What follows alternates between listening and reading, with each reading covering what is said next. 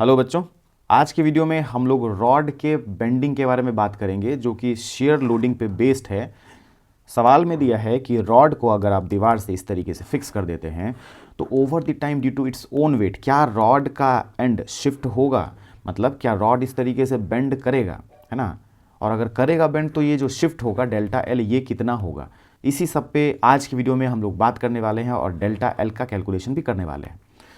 कुछ necessary details है, mass, length, area of cross section of rod and shear modulus of rod, ये सब दिया हुआ है।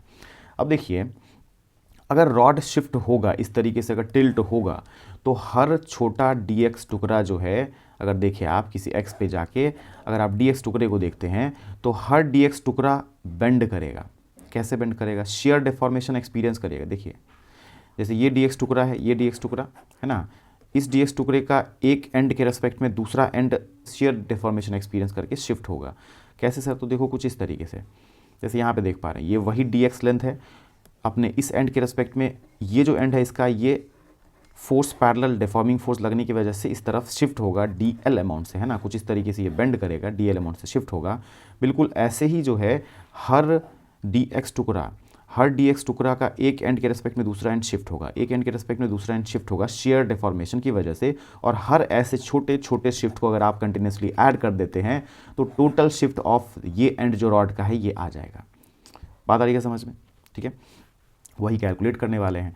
अब यहाँ पे जब x पे जाके आप dx टुकड़ा उठाए हैं तो इस dx टुकड़े का जो शिफ्ट हुआ है एक एंड के रेस्पेक्ट में दूसरे एंड का शिफ्ट शेयर डिफॉर्मेशन की वजह से, दैट शिफ्ट इज dl। तो यहाँ स्ट्रेन हम लोग डिफाइन कर सकते हैं, shear strain dl by dx के बराबर। ठीक है, और जब स्ट्रेन डिफाइन किए हैं तो मॉडुलस ऑफ रिजिडिटी होता है shear stress upon shear strain. यहाँ पे स्ट्रेस कैसे डिफाइन होता है? तो देखिए deforming force F parallel upon cross section area, ये क्रॉस सेक्शन एरिया जिस एरिया पे ये पैरेलल फोर्स लग रहा है तो F पैरेलल अपॉन एरिया, और स्ट्रेन dl बाई dx, है ना। तो यहाँ से dl को सेपरेट किए तो dl कुछ इस तरीके से आ गया।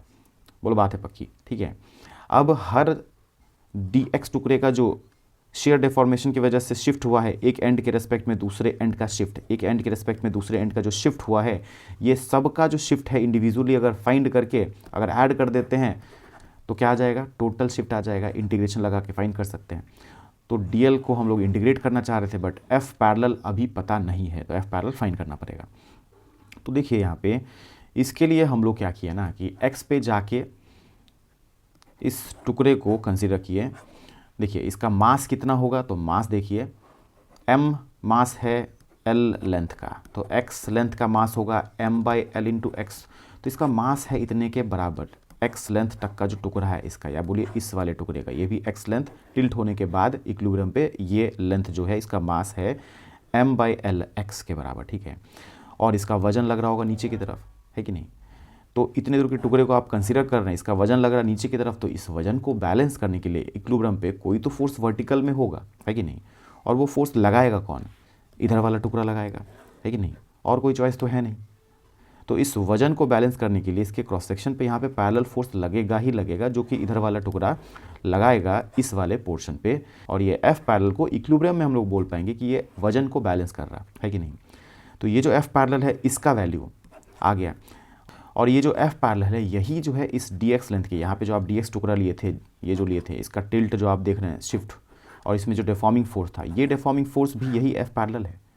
सब कैसे? तो देखो यहाँ जो dx टुकड़ा लिया था, dx टुकड़े के इस वाले एंड पे F पैरेलल नीचे की तरफ लग रहा, और एक्शन रिएक्शन पेयर से ये जो dx टुकड़ा है ये इस वाले पोर्शन पे F पैरेलल ऊपर की तरफ लगा रहा, मतलब ये और ये एक्शन रिएक्शन पेयर है। तो मैग्नीट्यूड सेम, डायरेक्शन अपोजिट। ठीक है, तो यहाँ पे जो F पैरेलल है उसका वैल्यू भी आ चुका है। इस F पैरेलल को आप dl वाले एक्सप्रेशन में पुट करेंगे, और dl वाले एक्सप्रेशन में पुट करने के बाद हम लोग करेंगे इंटीग्रेट, है ना। तो पुट कर दिए इस फॉर्मेट में, जो शिफ्ट है छोटे से dx का शेयर डिफॉर्मेशन की वजह से जो शिफ्ट है वो आ जाएगा।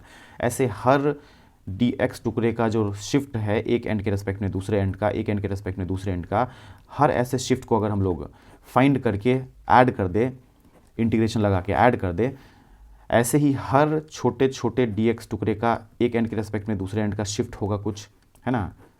हर ऐसे शिफ्ट को अगर हम लोग ऐड कर देते हैं, मतलब इंटीग्रेशन लगा के dl का फाइंड कर सकते हैं हम लोग क्या? डेल्टा एल, मतलब यहाँ से यहाँ जो टोटल शिफ्ट हुआ है। ठीक है, तो वही फाइंड कर लेते हैं। तो इंटीग्रेट करते हैं 0 से लेके l तक, x इज इक्वल टू 0 यहाँ है और x is equal to l यहाँ है। हर dx टुकड़े का जो शिफ्ट है शेयर डिफॉर्मेशन की वजह से एक एंड के रिस्पेक्ट में दूसरे एंड का, उस सबको हम लोग ऐड कर रहे हैं। तो इसलिए लिमिट कहाँ से कहाँ तक, 0 से l तक। इंटीग्रेट करेंगे इसको तो l²/2, एक l और एक l कटेगा, तो फाइनल आंसर आ जाएगा इतने के बराबर।